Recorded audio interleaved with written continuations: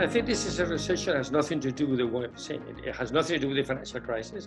This is not a recession created by the banks, by over-indebtedness, by people feeling too confident and then leveraging on future wealth. This is not a crisis that is even typical manias and panics crisis that we've seen in the old Kindleberger doctrine, the old Galbraith story of recession. This is, in a way, is the first time we can go talk about the Spanish flu, but it is the first real worldwide recession created by one, a pandemic, and second, by a political decision to, because there was no other alternative, to close the economy.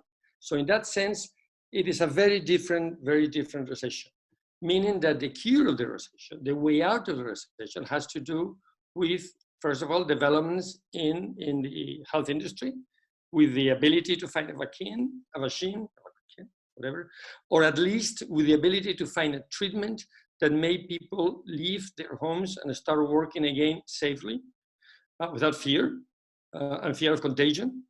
So the initial drive out of the recession does not come from the economic system.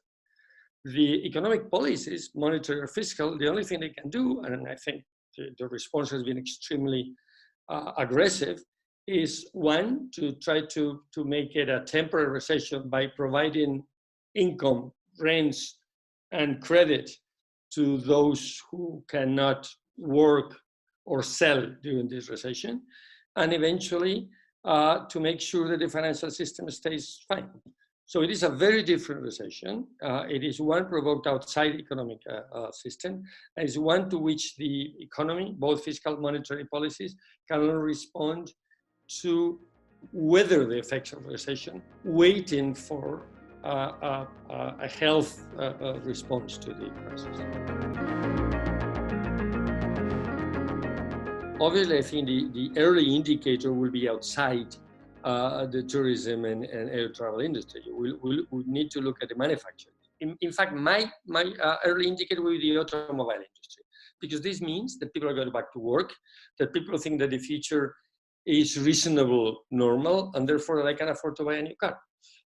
So in my personal view, the early indicator of back to normal is the automobile industry. Now, the latest indicator, the indicator that will tell me that we're really back to normal, is anything that is related to the flow of people. So anything that has to do with the flow of merchandise, with the flow of goods, is going to behave better in the short term than anything related, stocks related to the movement of people. So the airline industry, the tourism industry, the hotel industry, the catering, the restaurants, etc., that is going to suffer a lot longer.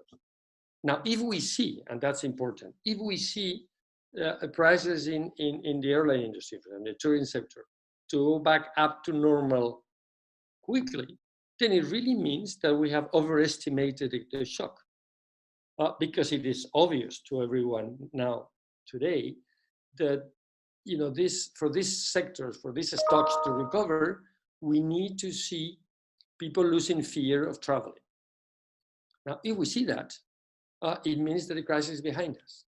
And this may be because we see earlier than anticipated developments in the health industry, in the pharmaceutical company, in the development of medicines to deal with it, or because people simply lose fear.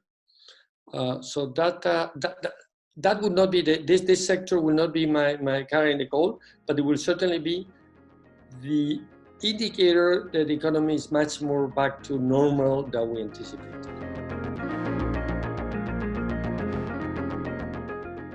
Yeah, you mentioned the question I didn't want to answer, but I will, because this is the elephant in the room. I mean, I think this crisis clearly put in everybody's mind, in investors' minds, but in the people's minds, the future of the European Union. Not only the European Monetary Union, but also the European Union. We have seen unprecedented situations. We have seen member states of the European Union closing their borders to other members of the European Union. Prohibiting the export of medical goods, which speaks against everything that the European Union stands for. Because what is important to understand, and what really is a problem here, and the big question is that the European Union is about building economic complicity. You know, the basic idea is if we trade together, we will thrive together and we will never fight together. And this is the whole purpose of the European Union. You know, after a tragical history in Europe, we decided that we get our economies integrated and people integrate, but the economies integrate. You know, if we depend on each other for our basic goods and services, then we will never fight again and we will all prosper. Now, the initial reaction of the crisis in many European countries was totally against the spirit of the European Union and was about, let's save ourselves. Let's make sure that we do not waste any material good that we need to fight against the pandemic by exporting it to somebody else. Now, having said that, fortunately, I think we also have to admit that most European countries, and I said clearly European policies, have moved away from this potential threat of confrontation within the Union to the need to establish a significant common response to the crisis. Now, this is hard to do because these are very difficult times. And this is now, I think it's fair to say that we've moved from questioning the European Union to question the European monetary union, which is not good, but it's much better than before. So I don't think people are now questioning the future of the European Union, but we're basically discussing now how far mutualization will go. How far are we from issuing common bonds? Let's call it Corona bonds or whatever you want, common Euro bonds. And it's, you know, and again, this is the glass half empty, half full. On the one hand, let me say from the beginning, I have been a very adamant proponent of the European Monetary Union, and I have said from the very beginning, I've published academically on this for many years, that we need Eurobonds. You know, this is for a very simple reason. The European Central Bank is the only developed advanced bank, central bank, that works without its own currency. You know, the Bank of England, the Fed, they all buy and sell T-bonds, gilts, their own paper. The European Central Bank works in normal times by selling and buying bonds from somebody else, from member states. That's weird. Well, that cannot be sustained over time. You know, all the economists, from a pure academic point of view, we know that the monetary union will need to be sustainable, the issue of a safe, free asset for the region as a whole. Let's call it Eurobonds or whatever you want to call it. Okay, so we know that. Now, it is also, we all know that politically it's impossible to think of this Eurobond to be issued soon. However, the significant discussion that this crisis has brought on the table is that we now talk openly about this. You know, for the first time ever, and as I said, I followed these issues for 10 years now, from the very beginning. You know, this is the first time that we're seriously discussing at a Euro summit the pros and cons of issuing common debt.